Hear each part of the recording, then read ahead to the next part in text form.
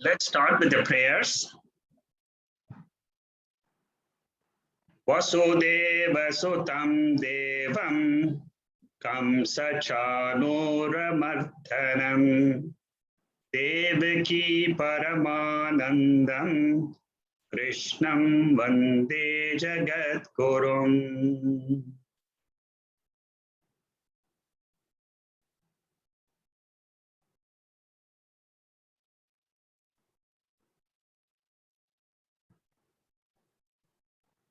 Chapter 15 of the Bhagavad Gita is titled Purushottama Yoga.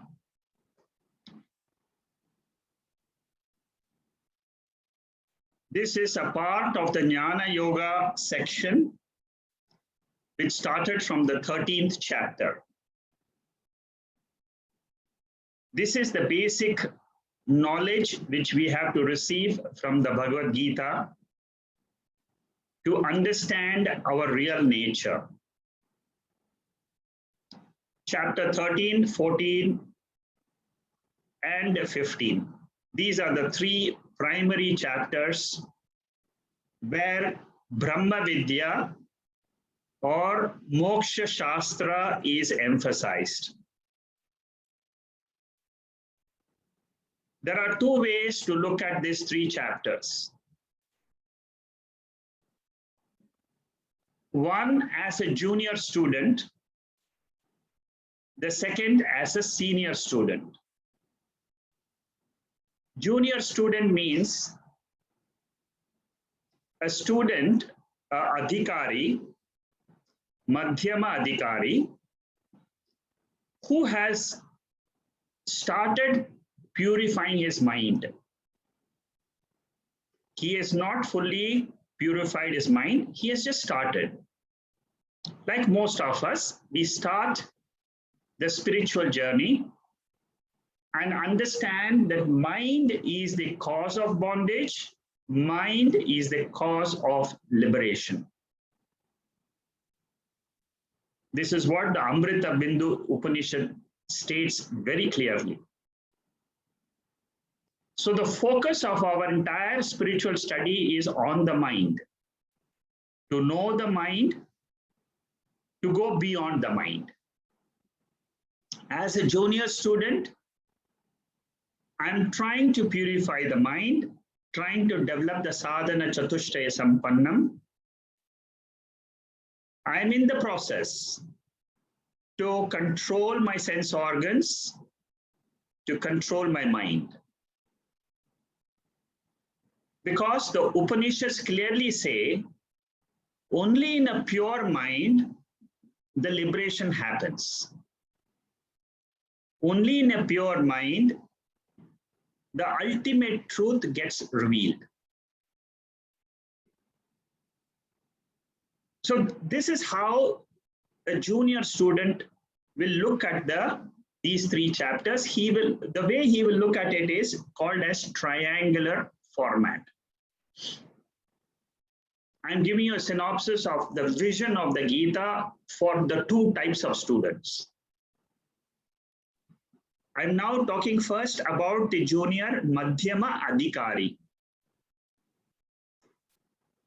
So in his vision, the whole world is it consists of jiva, I the jiva, the jagat, the world, and Ishwara, the creator. So these three chapters can be, when we study those from this point of view, we will think that the Lord is there outside our body. That is why it is called as a triangular format. It is a junior student's format. So he will say there is some creator called as God, and this God has got these features of consciousness, awareness. He is appearing as the whole universe, as described in chapter 10 and 11. This is the first format. And then he will look at all these verses we are going to study also as the features of God. There is a second student who has studied the second chapter very well. And what is the second chapter talking about? It talks about the jiva's nature from verse number 12 to verse number 30. Throughout the study of the Gita, he has kept that objective, that goal, that vision of the jiva, which is described in the second chapter, which clearly says that I have two types of nature. One, the lower nature, which is the egoistic life, which we all know. We don't need an introduction for that. The second nature is a higher nature, which is called as the nature as sakshi or atma, or awareness. So throughout the Gita, when he studies the Gita or he or she studies the Gita, they will always keep looking at it. Okay, this verse is now talking about myself only. So how do I apply it as that awareness, consciousness, and then understand the verse? This is how a senior student will look at all these verses. Every verse you'll say, oh, I am the consciousness. I am not the body. I'm not the mind. As consciousness, how do I study the Gita? This format is called as the binary format. In this, there is only Atma and Anatma. Atma means Jivatma and Paramatma together is called as Atma. There is no separate Ishwara. There is no separate Jiva. There is only one Atma. This is how the Vivek Chudamani also goes about the whole subject matter of Atma and Atma Viveka and its conclusions in the Vivek Chudamani. So in the second format, the Jiva looks at himself as the awareness. He never loses the sight that I am the pure consciousness principle. I am the seer, I am the observer of the universe. I am beyond the universe also. Transcendent, immanent, both the principles he is aware of. So when he looks at these verses of the 15th chapter, the way he will say is, this whole chapter is talking about me, the consciousness awareness principle. I only appear as this whole universe. The whole universe rises from me, the consciousness, and it resolves into me, the consciousness. I am the pure consciousness. I am not the body or the mind. If the student understands this clearly, the way he will look at the whole universe is, I am free as awareness principle. I am not bound. That moksha is here and now. It is not in future in some loka. Not by going to heaven I'll be free, but I am free right now here as the pure consciousness principle.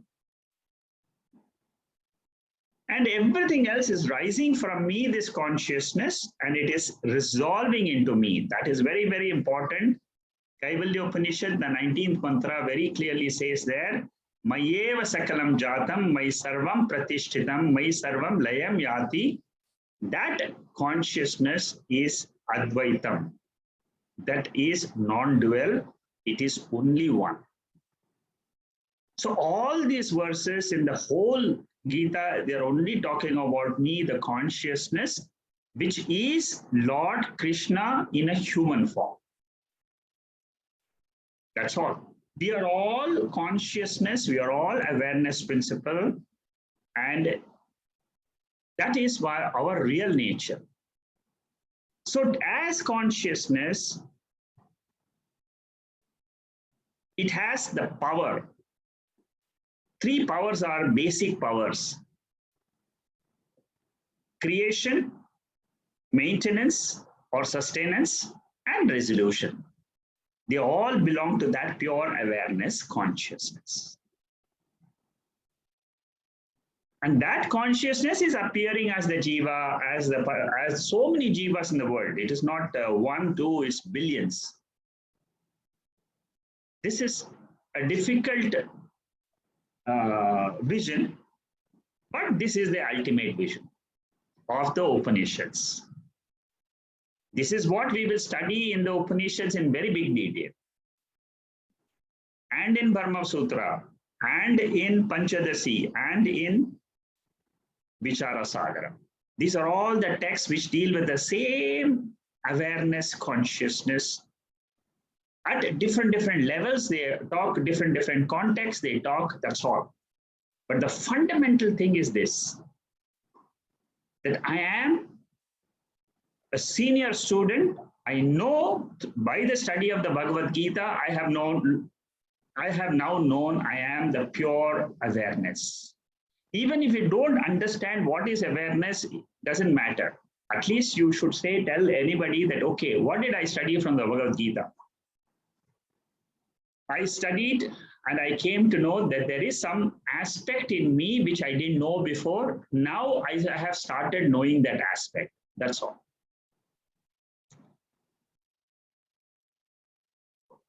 The 15th chapter, from 7 to 15 verses, talks about the nature of this pure consciousness. We have done up to the 11th verse. I will give you a synopsis of what we studied from the 7th to the 11th verse. The 7th verse talks about the jiva as an amsha. Mamai vamsho jiva loke jiva bhuta sanatanaha. That means I, the jiva, am a part of that consciousness. That is what was said in the 7th mantra. The 8th mantra, here how I should understand as a senior student, I am a reflected consciousness, experiencing the body, experiencing the mind, experiencing the world. This is how we should understand the 7th mantra. Then we had the 8th mantra. The 8th mantra said, Shariram yadam apnoti yachapyakramat Ishwara grihi vaitani sanyati vayur gandhani bhashayat. Here, the description of how that pure consciousness takes a body and how it leaves the body as a reflected consciousness. And a very beautiful example was given. This is a very orderly process in which a body is born with the reflected consciousness, and the body is left behind, and the reflected consciousness takes on another body. Like the fragrance of a flower is taken by the wind. So these verses are all talking about that consciousness. How does it function as the jiva? In the 7th verse, it is a part of the overall consciousness, overall principle. In the 8th, it remains as a reflected consciousness, and then it takes the mind with it when it leaves the body. Then how does it function in the body on a day-to-day basis? Because all the powers which we have in the sense organs, the 5 sense organs, Shotram, Chakshu, Sparshanam, rasanam, ghranam, all these sense organs, they function only because of the consciousness principle. This is the 9th mantra. Again, you see, these are all related to the jiva. Then the 10th mantra, again, it is related to the jiva. Utkramantam stitham vapi bunjanam va gudanvitam vibhudaha nanu pashyanti jnanu chakshashaha. So a jiva who is deluded because of the gunas in the mind, he is ignorant. And who is a wise person? A wise person is a one who has got the knowledge that he is not the guna attached to the sense organs. He is the power behind them. Kenopanishad, people who have done the Kenopanishad will clearly understand that there is a power behind each of the sense organs, and that is the real nature of the jiva.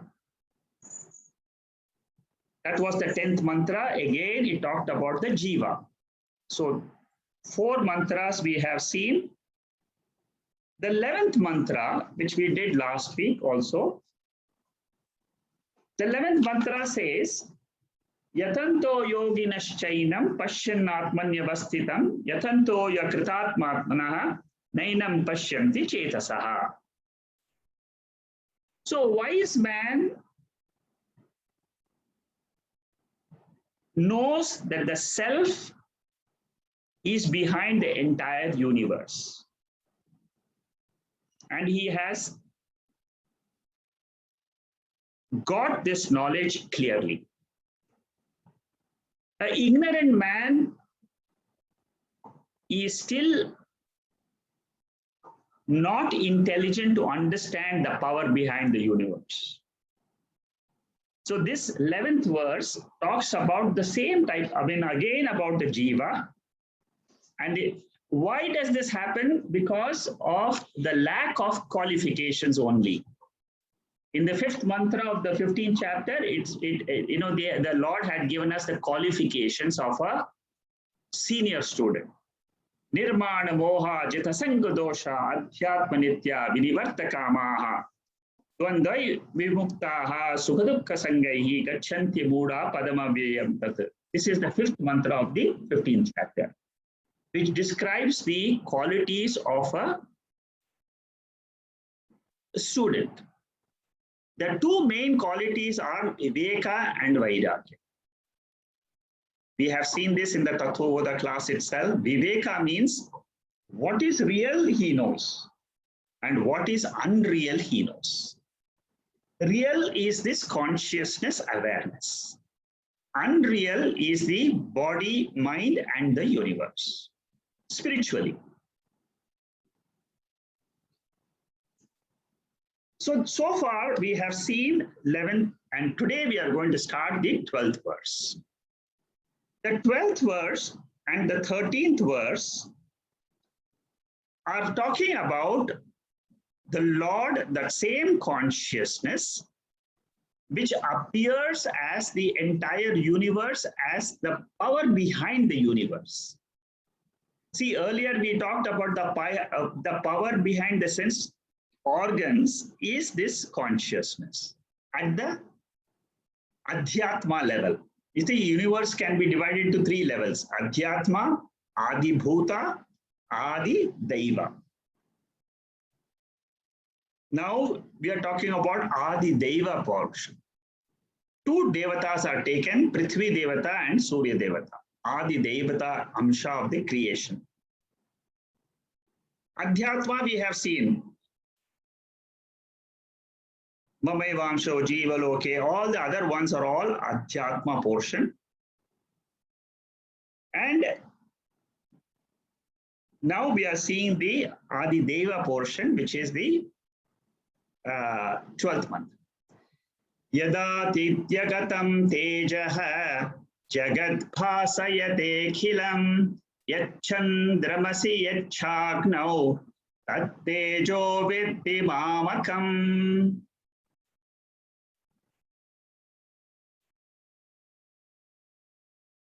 So how does this consciousness enter the sun, enter the moon, enter the earth?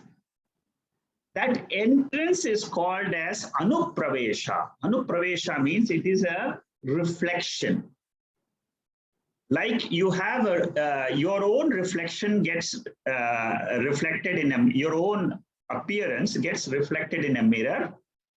Similarly, as soon as the mind wakes up in the morning, that consciousness gets reflected in our mind. And then we experience the whole day. Again, it resolves into the consciousness when we go to sleep. This is how we should understand this entire process of creation. In this mantra, what it says is, the Surya Devata is glorified here. So that consciousness, which is the real power behind the whole cosmos. Here, Lord Krishna is just taking two examples.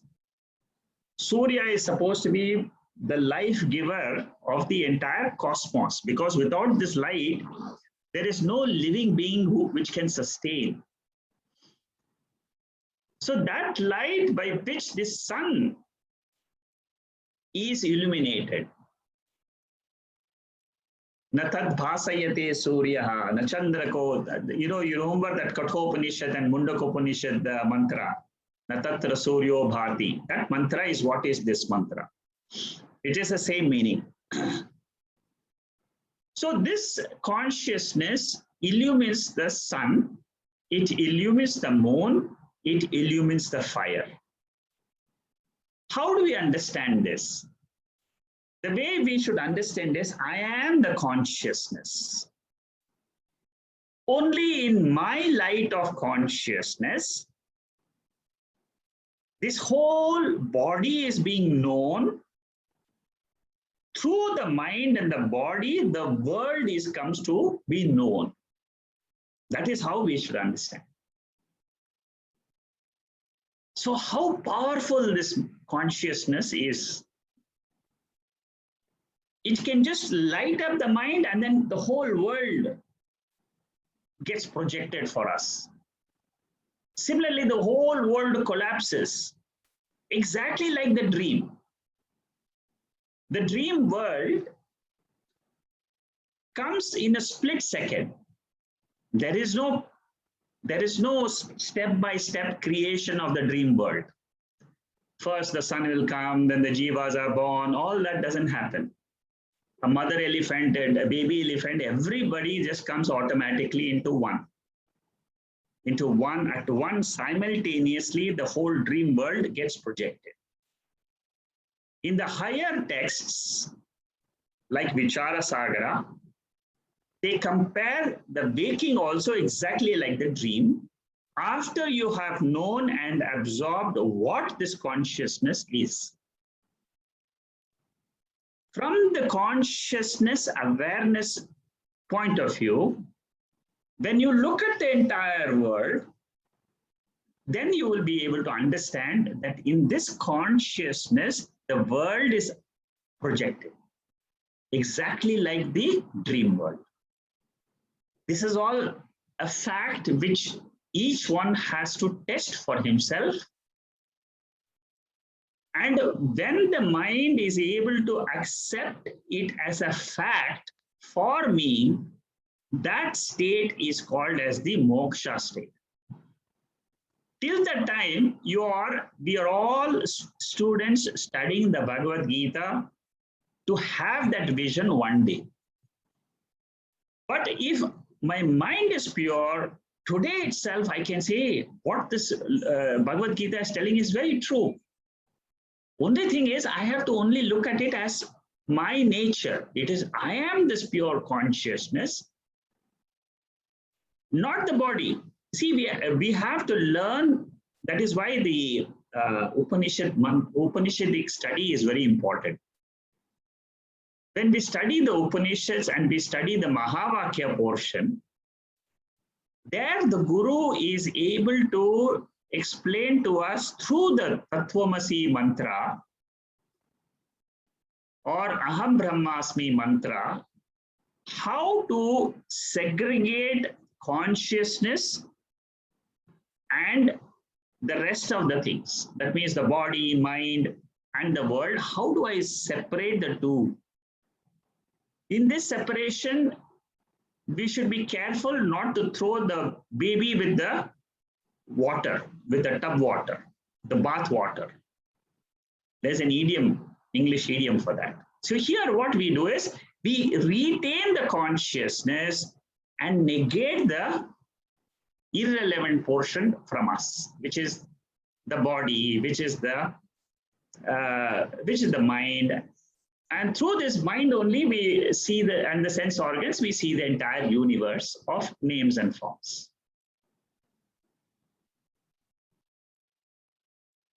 So as consciousness, I can understand that it is the light, the knowing principle, which comes to know the object called as the sun, object called as the moon, object called as the fire.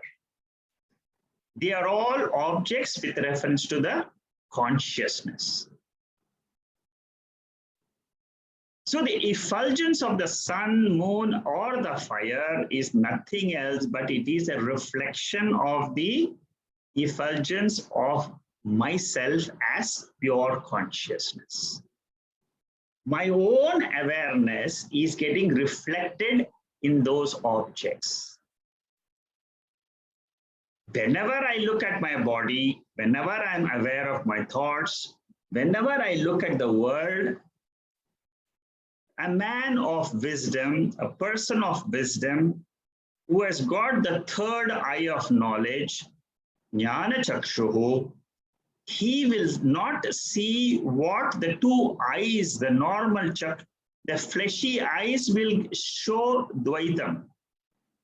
It will show the plurality in the world. But a wise person who knows that it is my light, I am self-effulgent Atma, the pure consciousness. And all the objects, including this body which I have, is only manifesting that consciousness. I'm using the word manifest. You must understand manifest means what? Exactly like the sunlight, the moonlight, you know, in a full moon day, a full moon night, when we see the big moon, giant moon, and it can brilliantly illumine the seashore, the ocean. Now that light in the moon belongs to what? Does it belong to the moon? Scientifically, we know moon is inert, jadam. Like the earth is jadam, inert, moon is also inert. But the light in that moon is a reflection of the sunlight. So the sun is getting manifested in the moonlight. That is what is the meaning of manifestation.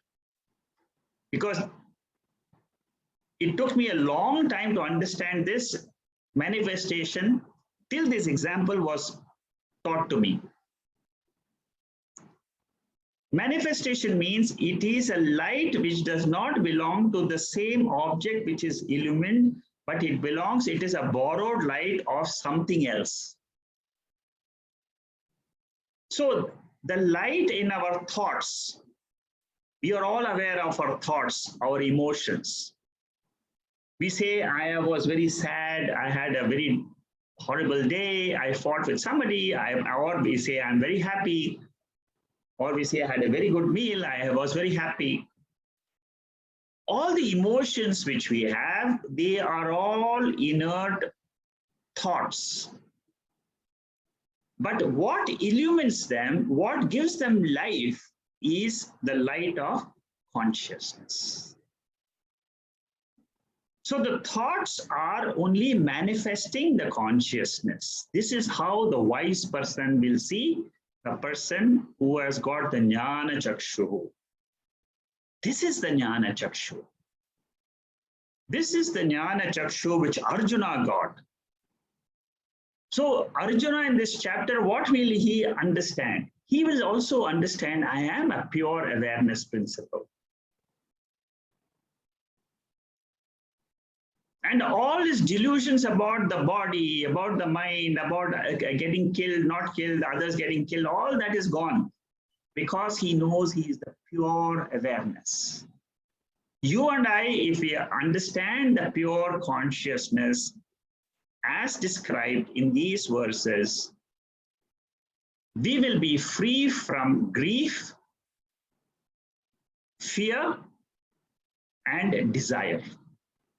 This is what the Upanishads tells us, that these three will not be with us at any time, because you know that you are the consciousness awareness principle.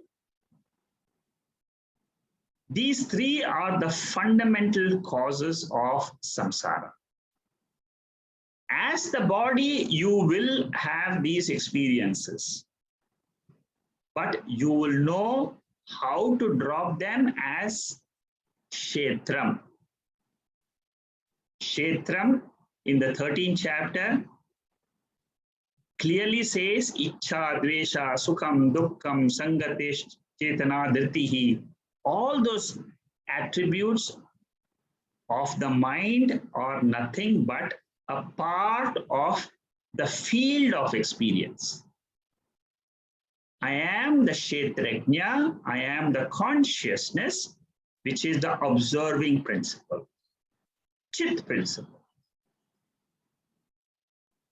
So once you realize this awareness is the reality behind the creation, it is easy to understand all these verses, and also each of this verse you can take it up for meditation. You can decide today I'm going to meditate on the 12th verse of the 15th chapter. Even if you don't know how to recite the verse, it doesn't matter.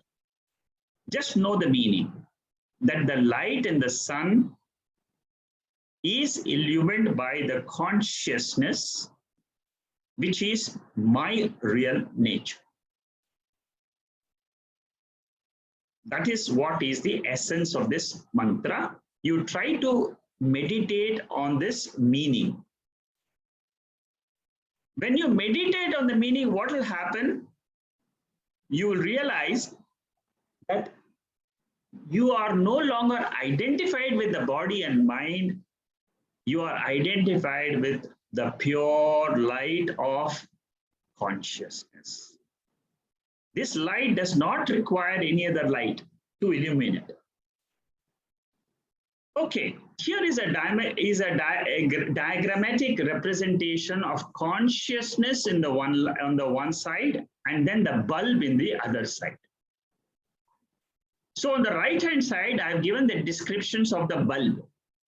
On the left-hand side, I have given you some description about the consciousness, how the two can be compared, just as a comparison.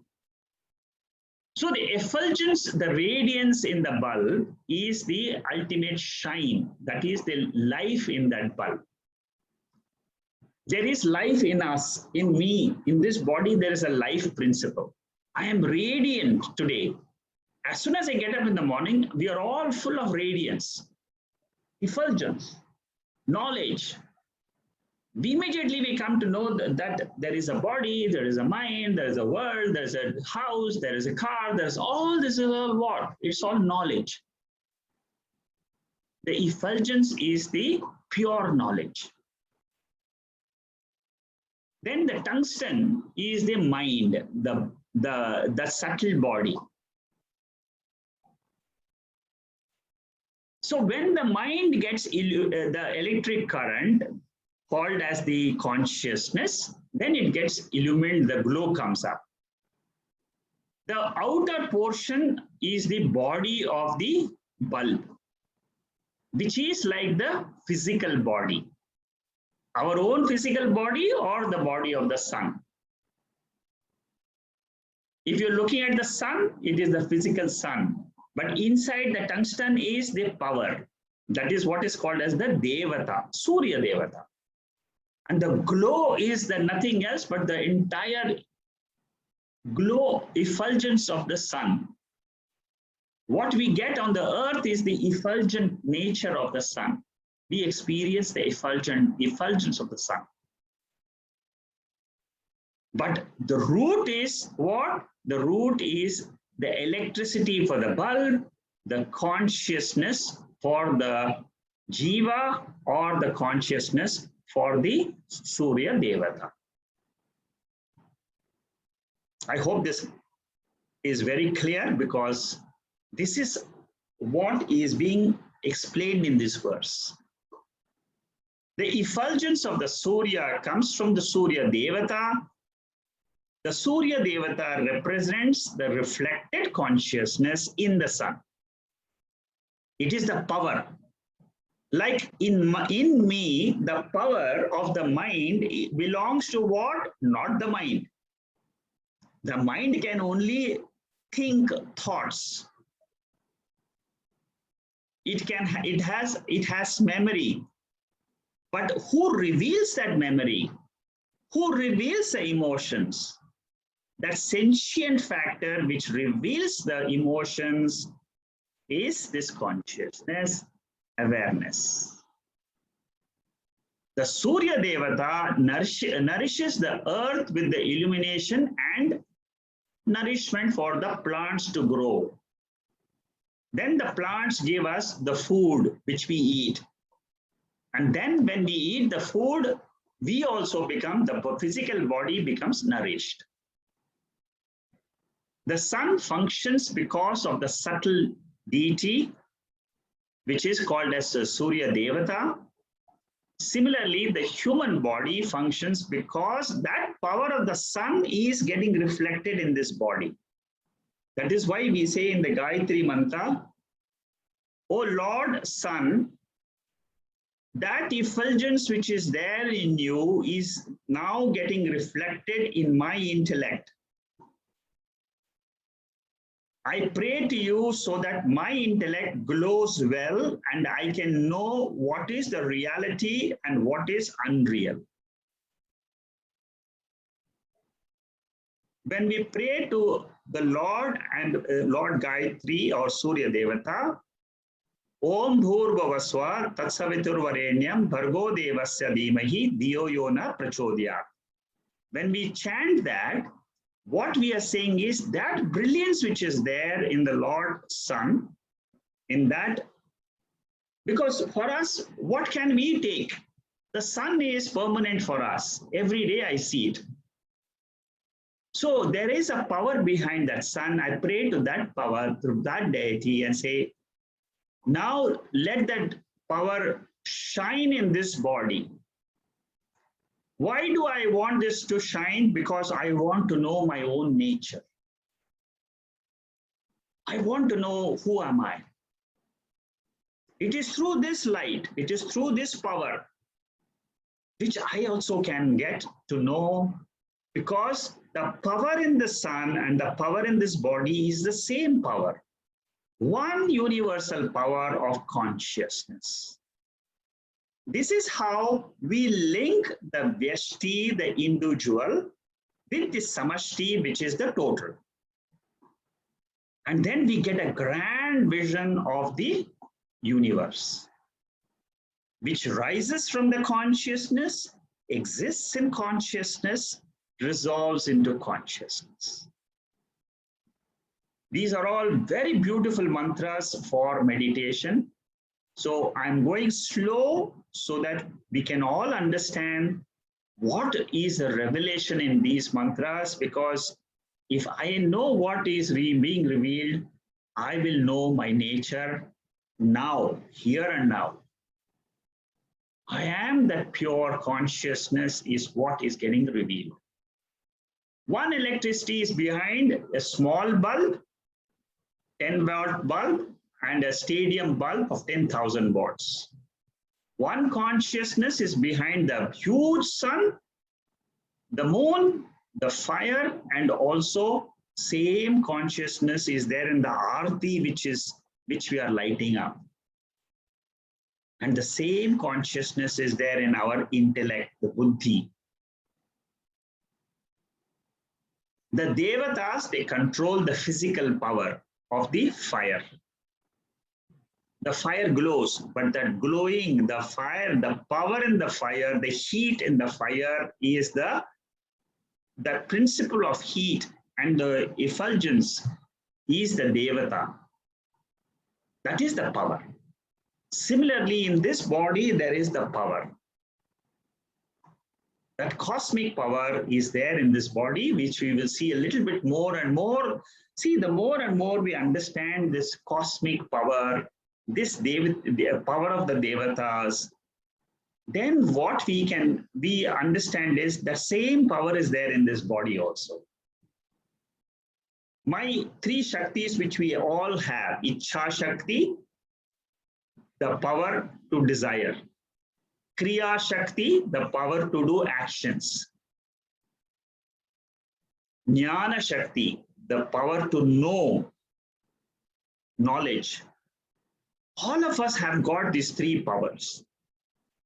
And these three powers together is called as the Maya power. Hidden, invisible. Our talking power is a part of the Kriya Shakti. All powers which we possess, our walking power is a part of the Kriya Shakti. Jnana, all the knowledge we gather from the sense organs, they are all part of the Jnana Shakti. The breathing which we do is a part of the Kriya Shakti. So three Shaktis together is this Maya power. And that is what covers the nature of Atma, the nature of pure consciousness. It covers it up. Our focus is on these three powers. And I lose track of that pure consciousness. In these verses, we are going back to our origin, our original house, from where we are. We have come into this body, we are going back home to that consciousness principle. So this consciousness, Ishwara, we call it Ishwara whenever whenever that consciousness manifests in the universe, it is called as Ishwara. And then that powers the Agni Devata. One electricity manifests in different forms, in the form of a bulb, in the form of where it glows, in the form of fan, it rotates. In the form of TV, it can project pictures. Air conditioner, it can cool a place. In a camera, that same power can take pictures. So similarly, different powers. In a microphone, it can enlarge the sound. So similarly, what we can do is we have to understand that all the powers in all the bodies belong to one consciousness principle. And the universe cannot shine by itself because it is jadam, inert. The whole universe, including my body, the brain, the tissues, the cells, all parts of the body, everything is inert. But what gives them life is this consciousness, invisible consciousness principle, which I come to know through the Bhagavad Gita. And then I will say, I am that pure Chaitanya. This is the Jnana Chakshuhu. This is the third eye of Shiva. The Shiva is meditating on this power of consciousness.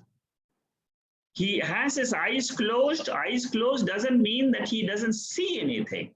He doesn't see anything outside, but he sees everything inside. You and I, in the seat of meditation, with this knowledge of the 12th mantra, can remain as the pure consciousness, as a pure presence, without having a single thought in our mind. We do not initiate a thought. We do not witness a thought. We just remain in our presence. That pure presence is the ultimate shanti, the ultimate peace, which the mind is striving for. The mind wants to have that peace because that is the original source of the mind. Till the mind finds its source, which is the Atma, it will always be in agitation. And once the mind sees and remembers, sees that, recognizes that vision of oneness, undifferentiated Atma, once the mind is able to get that vision again, it can then never ever be agitated. It will always remain in peaceful state. This is called as the peace as the nature of oneself. This is the Atma Shanti. It is not the Shanti which we get by the sense organs getting quietened and the mind getting quietened. That is a physical peace. It is an external peace. But this is the peace of the Atma. So behind all eyes, there is one Chaitanyam. All understanding in the intellect happens because of one light of knowledge, and that is the consciousness awareness principle. This is the macro vision of the Bhagavad Gita. The macro vision says it is one awareness, which is the whole universe. In the 11th chapter, Arjuna wanted to see the entire universe in Lord Krishna's body. And then the Lord Krishna said, okay, fine, I'll show you. If you remember the 11th chapter, you will remember this verse, which says, thousands of suns are rising in me. That's what Arjuna says. I see in your body thousands. It's a brilliance, which I can't even, my eyes can't even see that. That brilliance is this brilliance of this consciousness. So the 11th chapter, what was said there is being described in the sun example in this verse, the 12th verse. Okay, so this is how we have to learn to relate the different mantras of the Bhagavad Gita. When I do the chapter 18th, I will be linking most of the verses of the Bhagavad Gita with the verse in the 18th chapter. You should also be able to do that. The 13th verse again talks about another Devata, the Prithvi Devata. Gama Vishya cha bhutani dharayamyaha modasa Oshnami chaushadi sarvaha somo bhutva rasatmakaha. Here the Lord says the same consciousness principle is the essence behind the Prithvi, the earth. We all know the physical earth, but we don't know there is a Devata. There is a power behind that earth. There is a power which can generate, which can nourish the food. It can give energy. The same thing is also with the moon. You see, many of the what here the Lord Krishna is saying is the nourishing power of the earth, the nourishing power of the moon, that nourishing power, O Arjuna, you know that belongs to this consciousness principle. It is my power. Lord Krishna says it's my power. When he says my power, it doesn't mean the physical body. It means the consciousness, the awareness principle, which is also there in my body, which is there in the entire cosmos.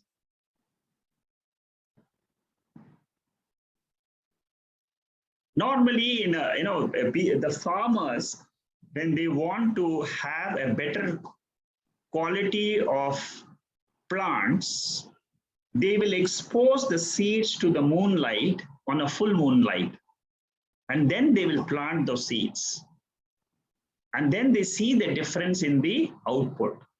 Huge difference. Because the moonlight has the power to nourish those seeds. That is what is the essence in this verse. So this consciousness is within the body. It is within the earth. In the earth, it is the Ojas Shakti, the Shakti, the power in the human being. Ojas means the Shakti to reproduce.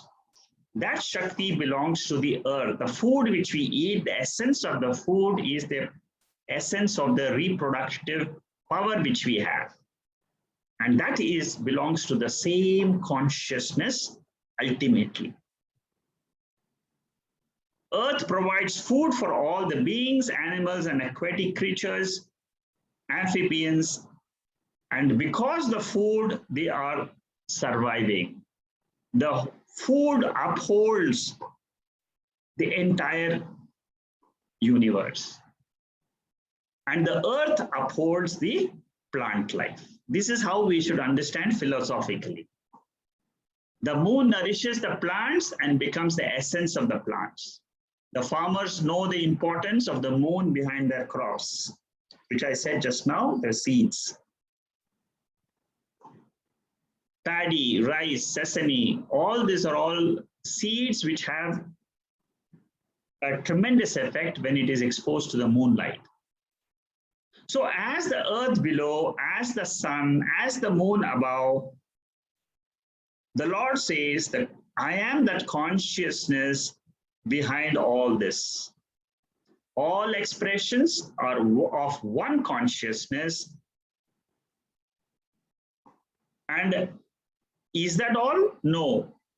Is that consciousness within the beings also? How is it within the beings? He says that in the next verse. Aham Vaishwanaro Bhutva Praninam Deham Ashritaha Pranapana Samayuktaha Pachanyannam Chaturvidham. This is the verse I was talking last week that each one should by heart. If not the verse, at least the meaning. Why is this verse important? Because here, the Lord as consciousness, as the fire principle is called as Vaishwanara. That fire principle abides in all the human beings, all the living beings, including birds, animals, plants, every living being has this fire element in them. And it is this fire element which causes the temperature of the body. The body temperature is maintained by one principle, one Agni principle. It is an intelligent principle. Don't think this fire is just a pure elemental fire. No. When that fire principle is there in this body, it remains and keeps the body warm. Why does it keep the body at that particular temperature? Because that temperature is required for the food to be digested. And why should the food be digested? Because it nourishes the body. When we breathe, the breathing process helps the digestion. The same breath becomes the circulatory power of the blood. It becomes the digestive power. It becomes the excavation power. So it is one breath, but the breath controls 5 functions. We have studied this in the Tattva Bodha.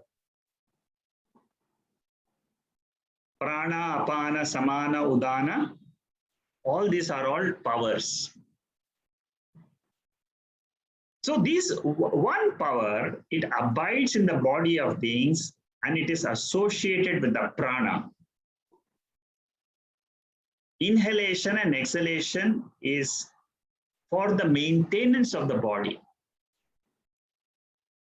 In this body only there is that mind. In that mind only there is a jiva. In that mind only there is a reflected consciousness. This cosmos is a very beautiful cosmos, very, very intelligently put together. The body is only the 5 elements, aggregate of the 5 elements put together. And then it functions throughout our life. The heartbeat continues, the digestion continues, the circulation of the blood continues. At one temperature, it is maintained throughout our life. What an intelligent being is that pure consciousness. It can create, put together a body, keep the jiva inside, go through the emotions, go through the sukham and dukkham for 100 years, again take up another body. What an intelligence it is. It can, and look at the external. This is only the body. Then you look at the external cosmos. You see how the stars, so many stars, so many galaxies are there in this universe. All of them are in order. That order is called as Ishwara. I admire that order in my meditation as Ishwara principle in this universe.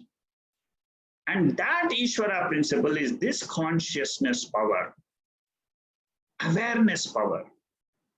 If I have to know that power in this body, it can be known only as the awareness principle. That is the only way to have self-realization.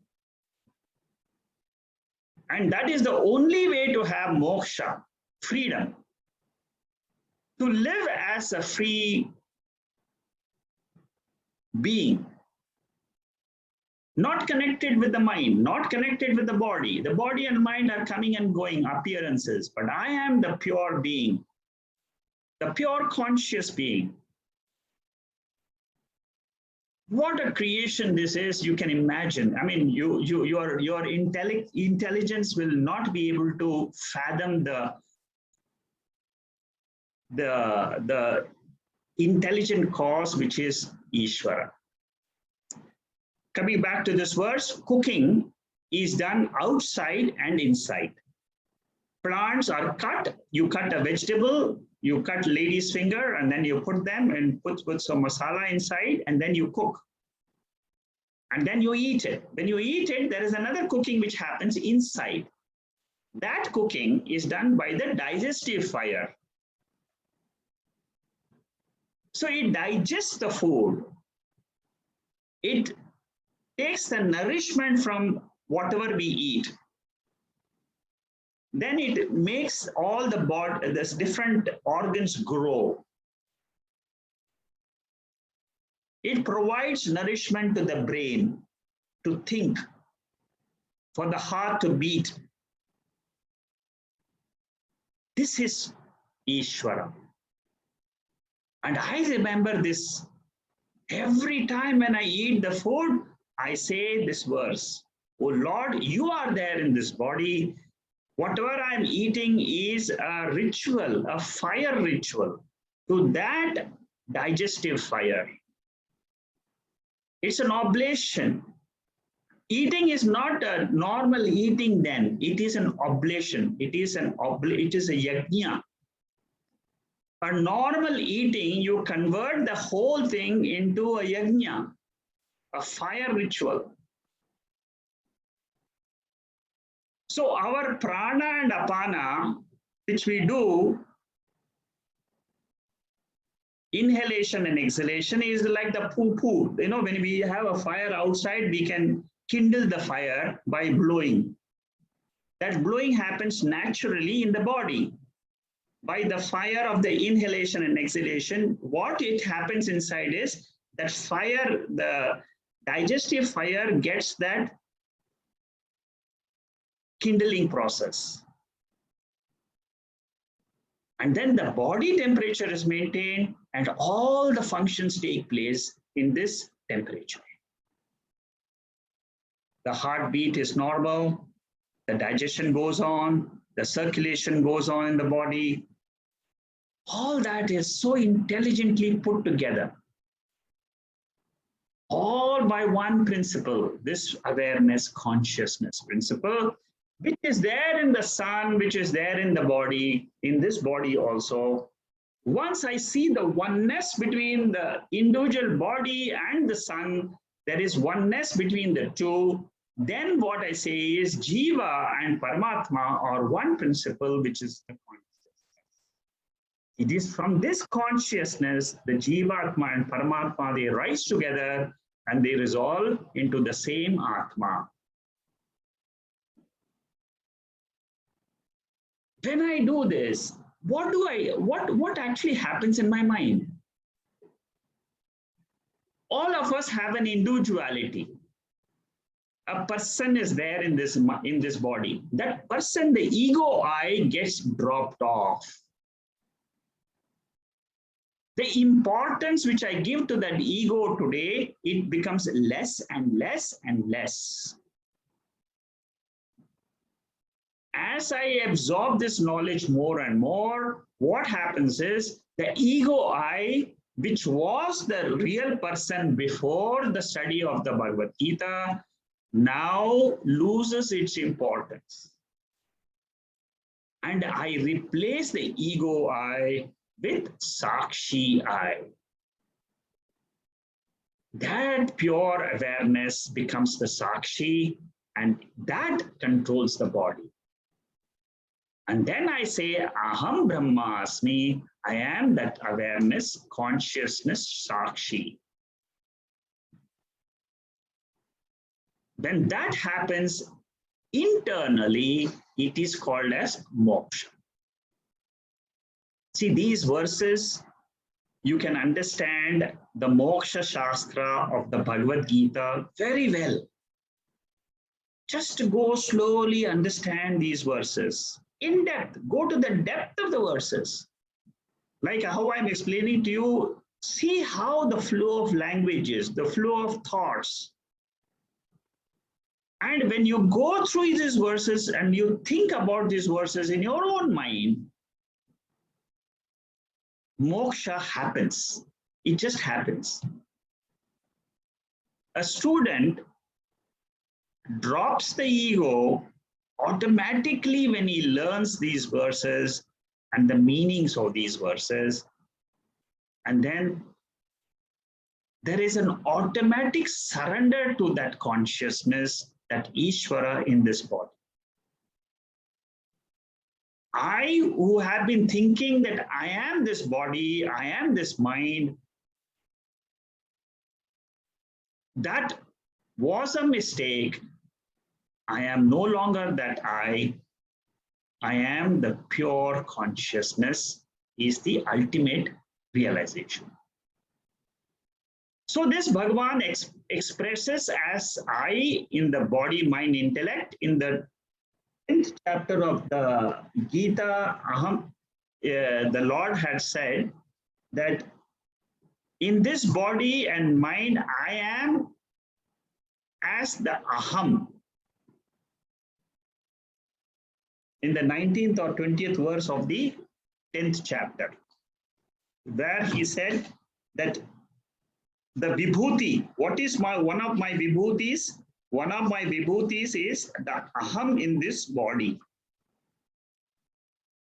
Aham atma gudakeshaha sarvabhutas shayastitaha aham adishya madhyam cha bhutanamanta evacha. The 20th verse of the 10th chapter. So each one of us, when we say I, earlier, before the study of the Bhagavad Gita, I will refer to this I as the body. And then I'll do work. I will refer to the mind in the before the study. And I will interact with the world. I will, on a positive way, and in a negative way, I will feel sorrow of the mind. But after the study of the Bhagavad Gita, this aham gets changed, transformed. It is no longer identified with the body, but it is the consciousness in which the I comes and goes. This is the transformation after the study. In the sleep state, there is no aham. The ego I is not there. But the real I, the sakshi I, is there in sleep state. It is witnessing the absence of the thoughts. That is why it is called as nirvikalpaka avastha, in sleep. There is no vikalpa of the mind, changes, no oscillations. And therefore, what happens? I am the pure sakshi in the mind in the sleep state. That is the real aham. As sakshi, I am the real, in my real nature. As the ego I am in my false nature. It is an incidental nature in the waking state. It will come, it will change, again tomorrow it will come, it will change, again day after tomorrow it will come, it will change. Again, I might take a new body, it will change. But the real aham, sakshi aham, is the changeless aham. That is the pure consciousness. And that is expressing in the earth, in the plants, in the food, in the digestions, all the expressions, whatever we experience in the world, is that pure consciousness, that pure aham. All of us, all our experiences, the kshetram is the anatma portion, kshetrajna is the consciousness.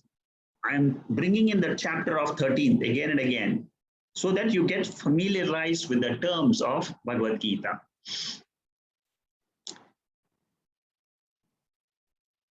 So why do we suffer then? Because we take this useless ego I as our real self. In advanced texts of Vedanta, like Vichara Sagara, this ego I is analyzed tremendously. You will not know what depth we try to analyze this ego. Only when we study those advanced texts, sometimes 100 verses are discussing this ego, one after the other, one after the other. Why it is not, why the emotions are not part of the mind, why the emotions are not part of the Atma also. All that is analyzed with reason. Emotions don't belong to the mind, emotions don't belong to the Atma, because mind is inner, it can never have the emotions. Atma is always consciousness, it is nirgunaha, but emotions are saguna. How can this this appear?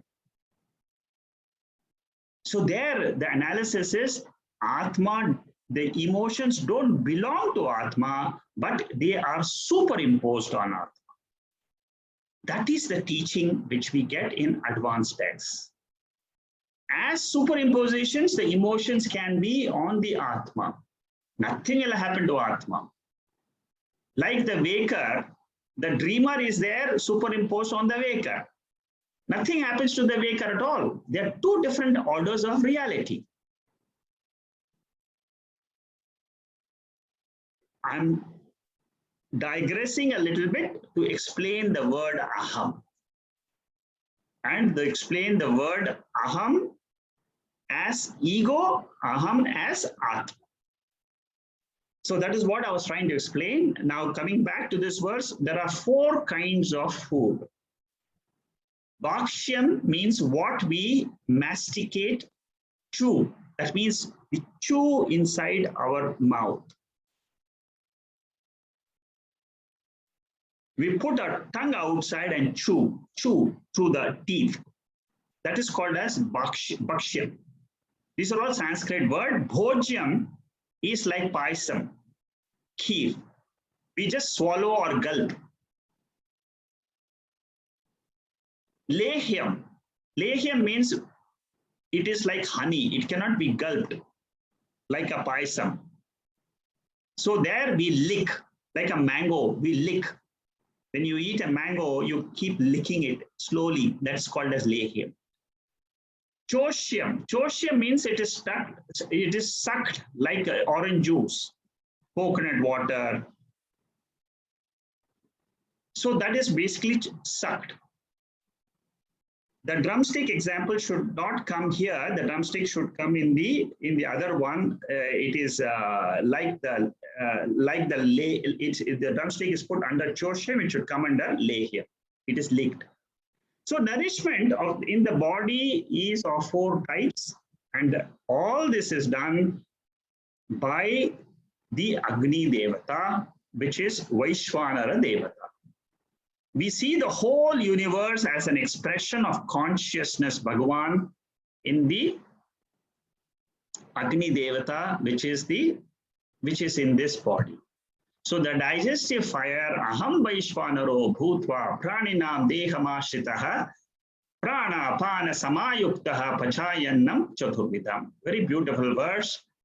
Remember this verse, and whenever you start the eating at any time, wherever it is, you may be in a beautiful restaurant having a 10-course meal, just start with this mantra. Remember, it takes only 5 seconds, 10 seconds to remember this. There is somebody inside, there is some power. Let's call it as a power, because that will make it easy for us to remember. There is a power in this body, and all the food I take is like a oblation into that fire, as an offering into that fire to keep my body nourished. There is a power in this universe, which is the Agni Devata. I am now invoking that power in this body. It is sort of a prayer. And what happens is I become one with that power. It is a remembrance. This remembrance identifies me with that power, and I lose that ego I. Whenever I am in touch with the higher power, the lower power gets dropped off. This is the law of how the mind works. That is why prayer is very important, because I lose the ego I. Every prayer which we have, which we do in a temple, is for getting away from our ego I, invoking the higher principle in the universe, and forgetting my real nature. When that happens, there is a lot of peace in the mind. Every time I walk out of a temple, I am peaceful. The very act of going to the temple starts the process of manifestation of this universal power. Same thing happens when you go to a pilgrimage, same thing happens when we take a fast, same thing happens when we, any type of religious activity is nothing else but invoking the universal power of consciousness in this body. It is there in the entire universe. In the 18th chapter, Bhagavad Gita, 66th mantra, the Lord says, Sarva dharman parityajya, mamekam sharanam braja. I bow to that cosmic will. And then I accept anything in this world. Because it is the Lord's will. A thing has to happen today in my life. It happened. It's God's will. I accept it and I move on. Take whatever course of action is required.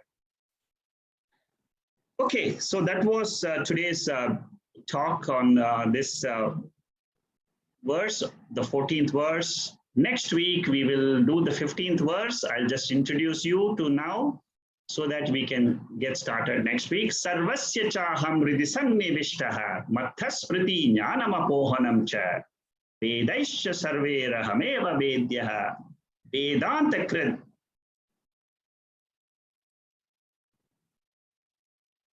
Vedanta krit vai vidideva chaham. So what it says here is, oh Lord, you are not only in the entire universe, in my own mind you are there as the memory. Not only memory, also the power of lacking memory. That means knowledge, memory, and their absence. All these three powers belongs to that consciousness. I bow down to you. Whatever is that power, you are that power in this mind. Again, after talking about in the last two verses about the macro aspect of the Lord, again he comes back to the 14th and 15th verse, talks about the micro, adhyatma, the individual.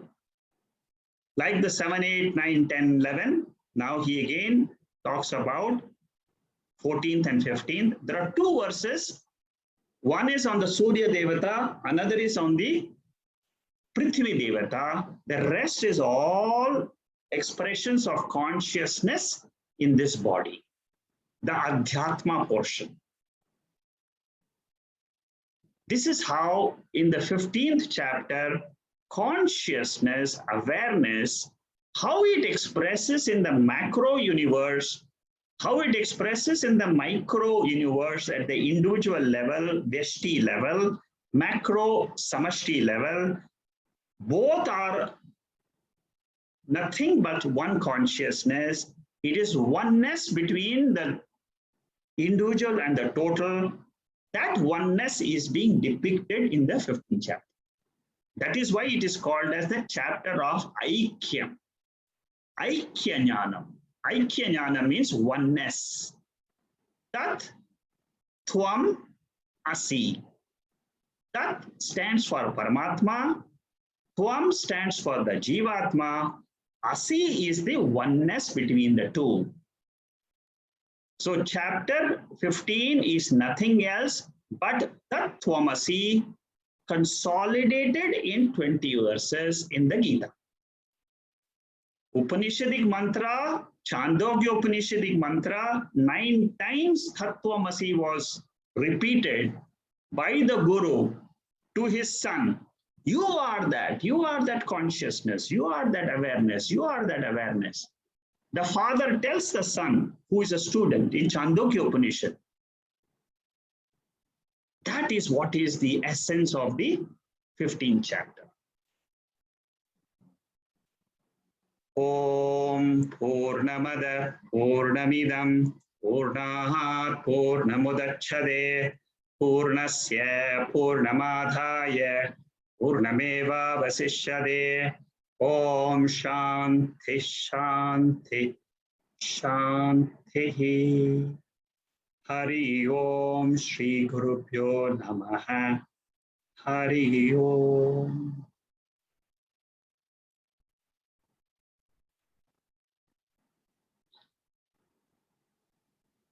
So, if you have any questions, I will see the chat box. If there is any question, we'll see it. there's nothing in the chat box. So Shanmugam will unmute everybody. And if you have a question, I know Shama is always ready for the first question. Yeah, Shama, go ahead. I mean, as usual, absolutely wonderful. So thank you. And what I just wanted to have 2-3 separate questions. So Emma, is it right to understand this 15th chapter is an exhortation to the aspirant to move from the triangular format to the binary, yes, and of course to the Dvaita, the one, only yes, one. Exactly. Yeah? Yes. Okay. So that's perfect. Then, you know, this fire and the energy and the light, you know, so I just wanted you to reflect on that, you know, they talk about these two very big energy forces, like the Jnana Agni is Yes. also an Agni, you know, that which is pushing us towards gaining more knowledge until we come to that one knowledge. Yeah. Yeah. So Jnana Agni, and the other one is the Kama Agni. So correct, the more we travel in the direction of the light, the yes, Jnana Agni, that can just by itself move away. That's yes, one. yes, Yeah. Then the next is about, you know, when we think about fire itself, it has two components. One, of course, has a lot of energy, which can actually consume everything, you know. yes, yes, The other is the light function. So when we think of Jnana Agni, it is doing both. It is giving us the light of the Atman, yes, and the energy resulting from that. yes. Yeah. You're right. Very well put. Actually, what you have put across is very beautiful. Yes, Okay. you're right. One, this thing is, you know, as far as the prana is concerned, and it's got this pancha prana, the prana, Dhyana, udana, apana. apana, mana, Yeah. samana, all those 5 different functions and the energy that is involved, which is a very physiological, biological function. Yes. So of the prana, what I wanted to know is the prana not illuminating the mind itself? No? No, no, no, no. The prana is inert by nature. Okay. The air outside is inert. Air inside is also inert. The prana cannot illumine the mind. Prana is a part of the mind. It's a part of the subtle body, which is called as prana. It's a part of the subtle body of 17 organs, you know. Okay. 5 jnana indriyas, 5 karma indriyas, 5 pranas, and you know the manaha. All that belongs to the subtle body. Okay. Okay, so so all this you've alluded to the Bhagavad Gita chapter 10 verse 20, the aham.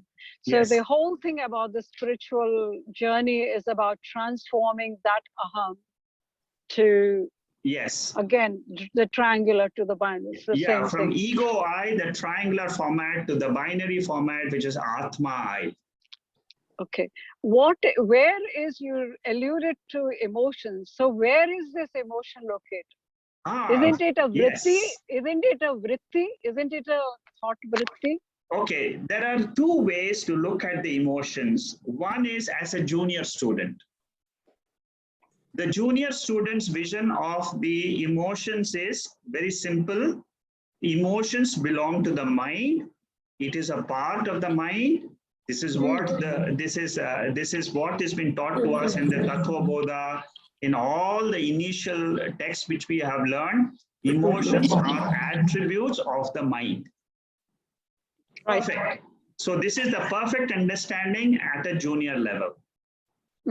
Only when you come to a higher text called as Vichara Sagara, only when you come to that text, then a new description of how to analyze this emotions is given in that text. But it's still the function of the mind, isn't it?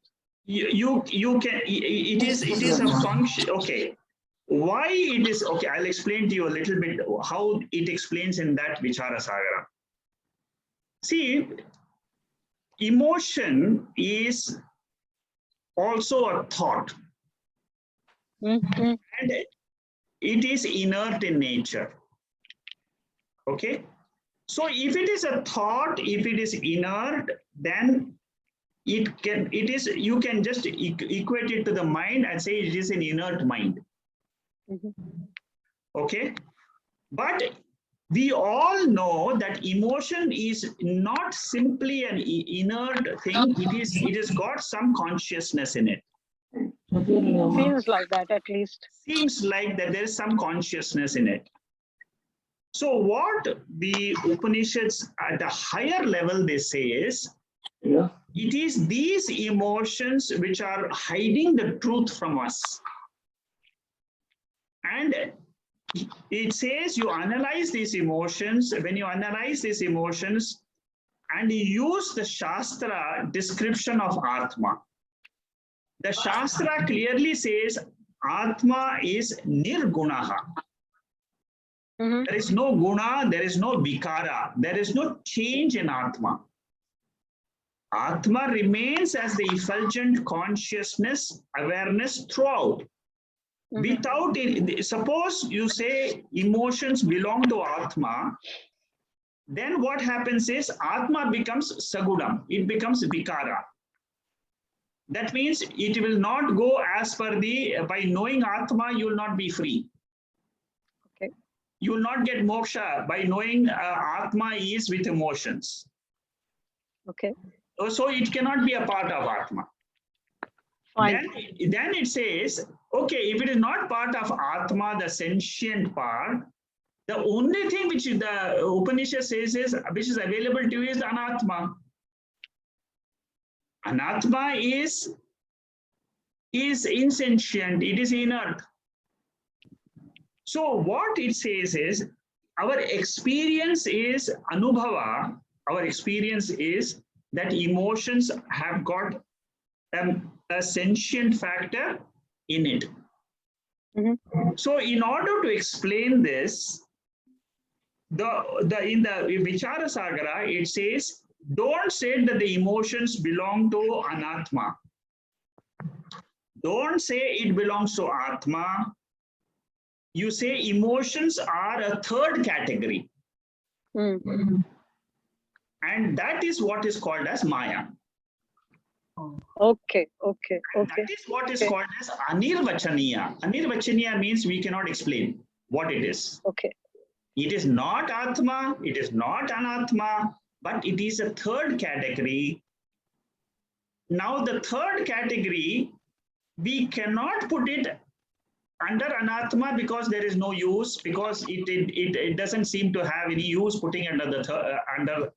We cannot say it is a mixture of Atma and Anatma also, because then there is a mixture of in the mixture also there is that inert nature which will make Atma inert. You know. Okay. Yeah, so, makes sense. What it says is, do not say that the emotions belong to Atma. What you say is they are superimposed on Atma as though.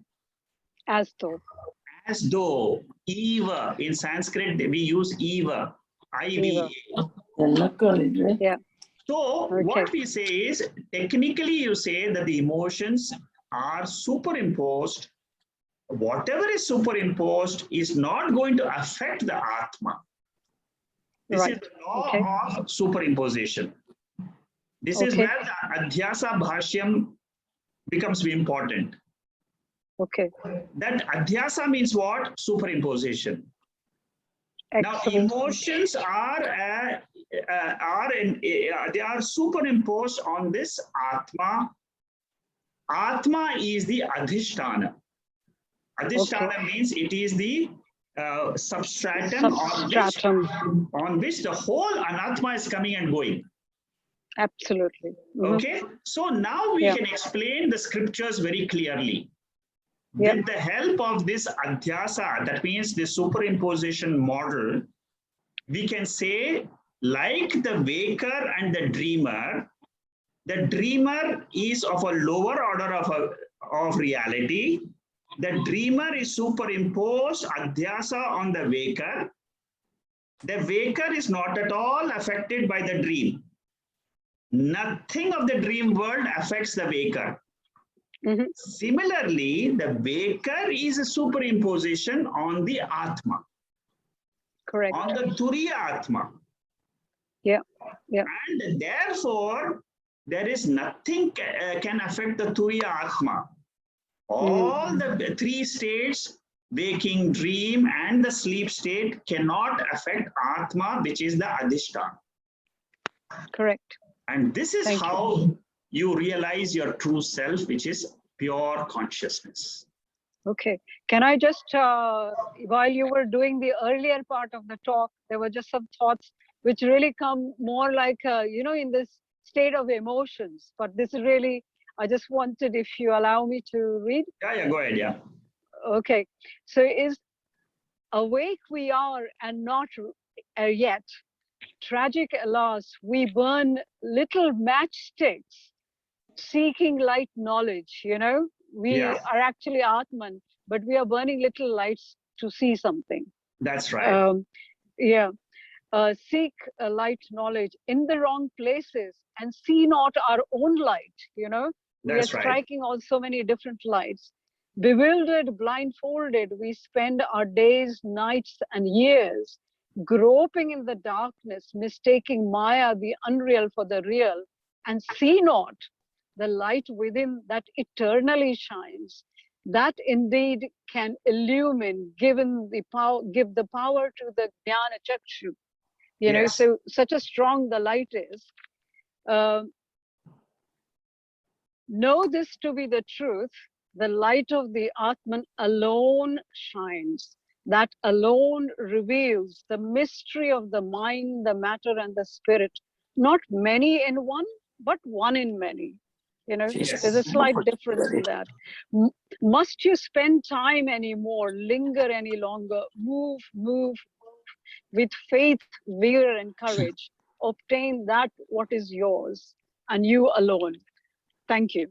That's it. Thank you for what I spoke for 1.5 hours, you're summarized in 3 minutes. No, it's the inspiration. You were doing it and it was just, I couldn't contain it. So this is really, I feel maybe the emotions are between Atma and the mind, perhaps. Yes, you see, you're learning. You see, in this, what you're learning is, I am not the emotions, I am the pure Atma.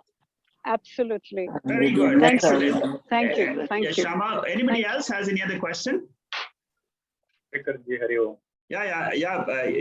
but tell me. So, just for the sake of understanding it clearly, probably can you help to recapture the three terminologies which you used?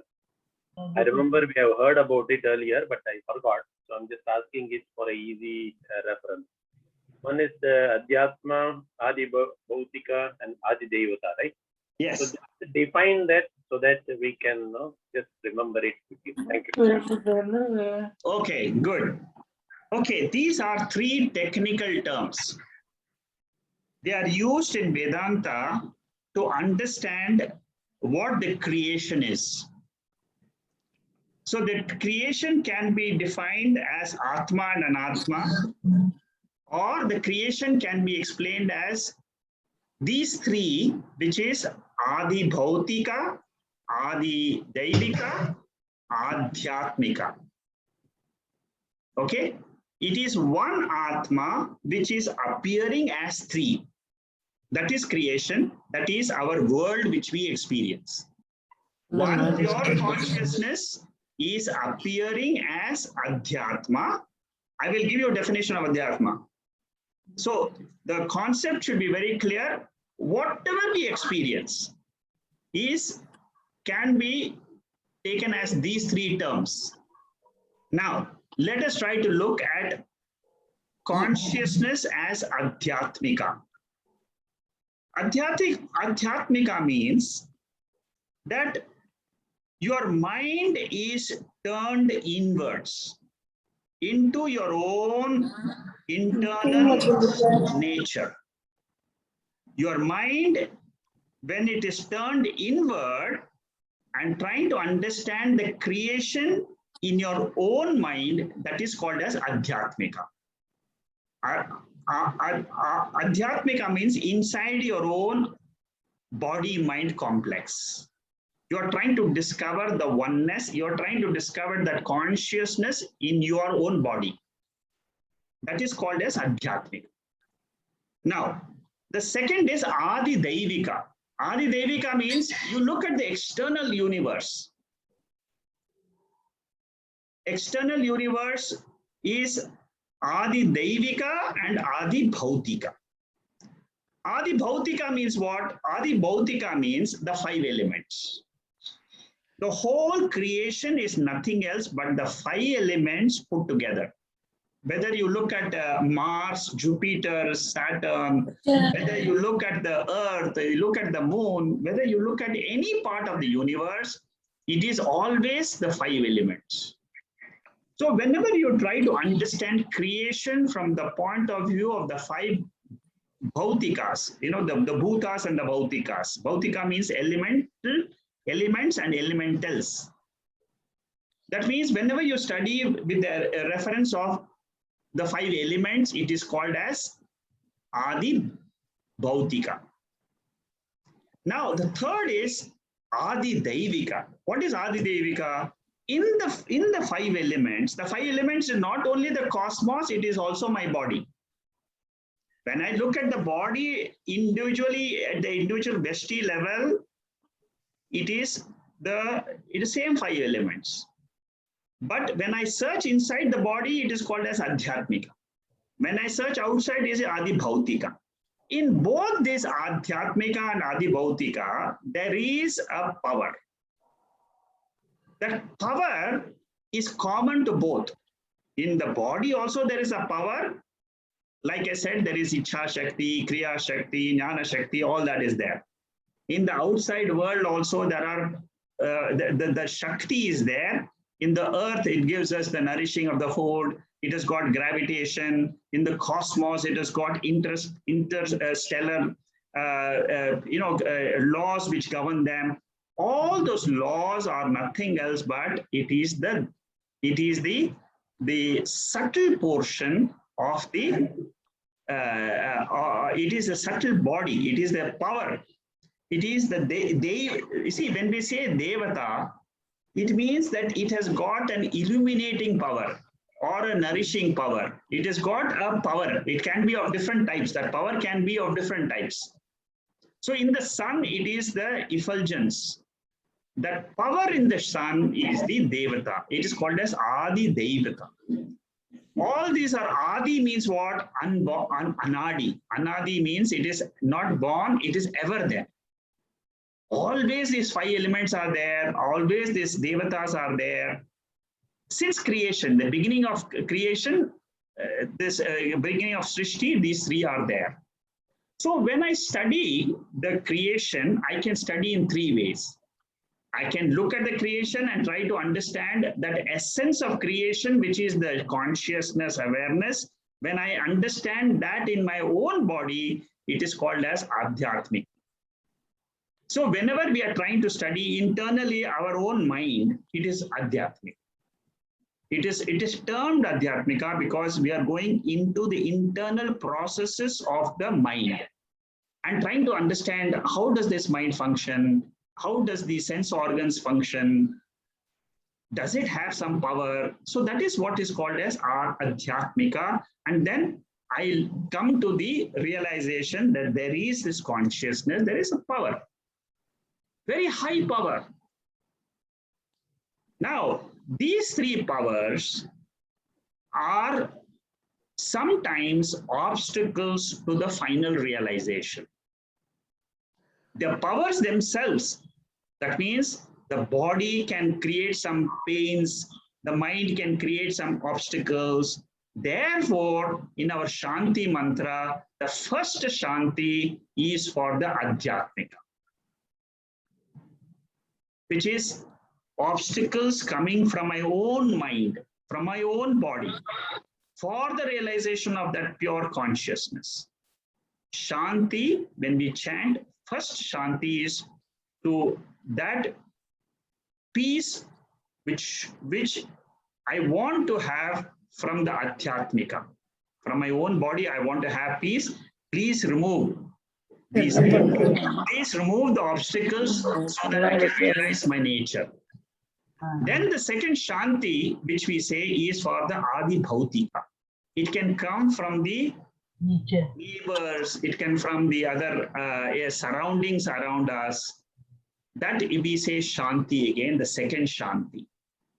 Then the third Shanti is from the Devatas, the power of the earthquake, the power of the tsunami, the power which can, cause fire.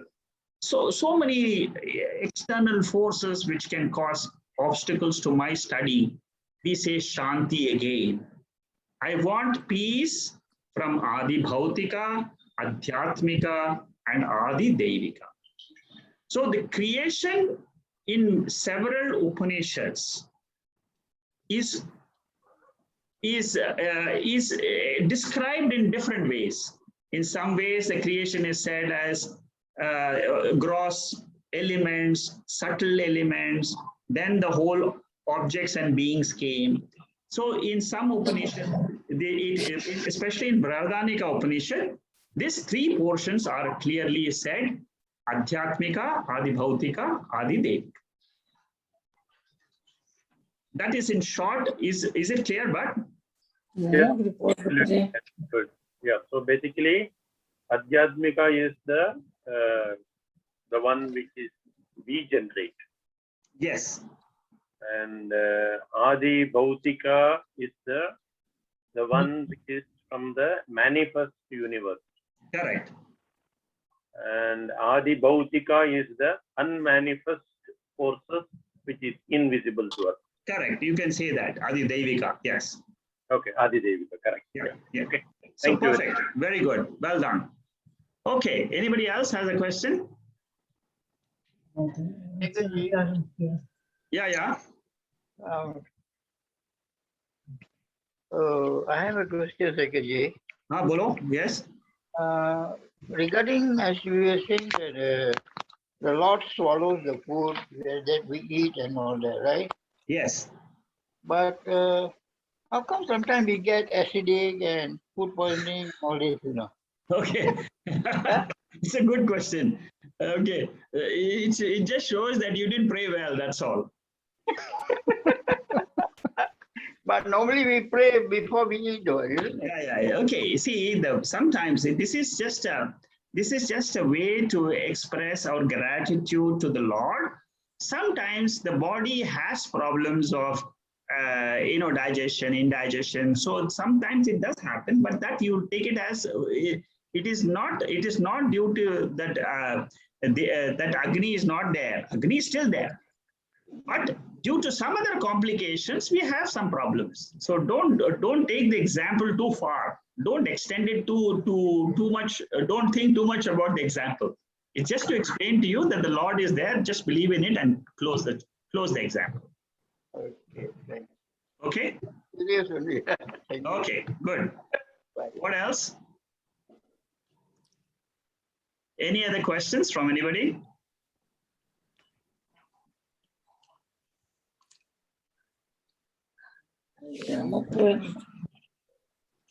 We can close the chapter. Okay, thank you. We will close the session today. Next week we will probably close the chapter, and 15th verse we will do. We'll try and see if we can finish next week. Is okay. Otherwise, we'll have one more session, and then the chapter 15 is over. Okay, then we will go to 16, 17, 18, 3 more chapters of the Bhagavad Gita. It will take some time, but let's see how to take it. But the 15th chapter is a very beautiful chapter. Go through these meanings, whatever you understand, just repeat, in your own mind, try to understand, bring to memory the thoughts which you have learned today.